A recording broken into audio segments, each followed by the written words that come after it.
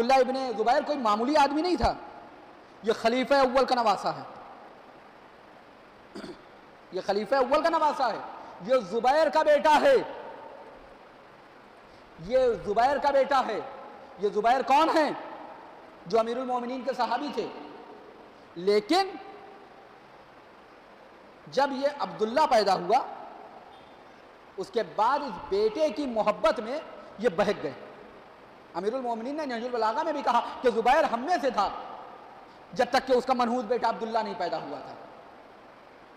یہ عبداللہ وہ ہے 10 سال تک اس نے حکومت کی ہے مکے میں، اور 10 سال حکومت کرنے کے بعد کیا ہوا؟ 10 سال میں بھی کبھی بھی اس نے خطبہ جمعہ میں آل محمد و آل محمد پہ صلوات نہیں پڑھی۔ کہا کیوں نہیں صلوات پڑھتے ہو؟ کہا صلوات اس لیے نہیں پڑھتا ہوں کیونکہ جب ہم صلوات پڑھتے ہیں تو بنی ہاشم اپنی گردنیں اونچی کرتے ہیں کہ رسول اللہ ہم میں سے تھے، لہذا ان کی گردنیں نیچی رہے، لہذا ہم رسول اللہ پہ صلوات نہیں پڑھیں گے۔ یہ کردار ہے۔ اور چونکہ یہ ام المومنین کا بھانجا تھا اور ام المومنین کو کوئی اولاد نہیں تھی، لہذا اپنے بھانجے کو انہوں نے گلے لگا کے پالا تھا۔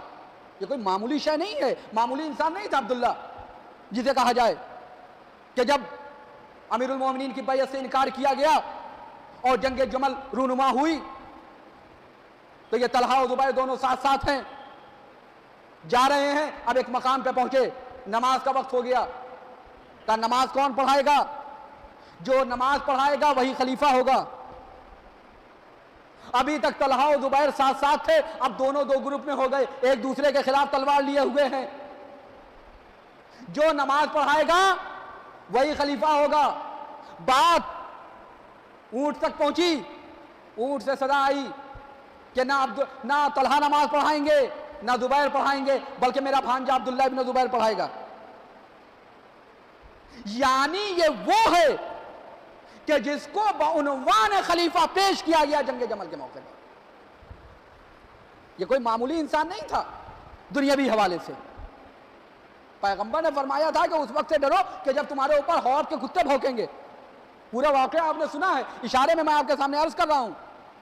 یہ عبداللہ تھا جسے 50 لوگوں کو لے کے گیا اپنی خالہ کے پاس اور جھوٹی قسم دلوائی کہ یہ جو کتے بھونک رہے ہیں حوض کی جگہ نہیں ہے، بلکہ حوض تو رات میں گزر چکا ہے۔ یہ معمولی انسان نہیں تھا عبداللہ۔ لیکن آپ دیکھیے کہ یہ کیا کر رہا ہے۔ اس کی خلافت کے لیے خالہ نے کتنی محنت کی، اور اس نے اپنی خلافت کے استحکام کے لیے 50 لوگوں سے جھوٹی قسمیں دلوا دی۔ کہاں اس کا مقابلہ ہوگا؟ اس نے بھی یزید کا انکار کیا، اس نے بھی یزید کی بیعت کا انکار کیا، لیکن مقصد اس کا اللہ نہیں تھا، بلکہ اس کا مقصد خود وہ تھا، اس کی حکومت تھی۔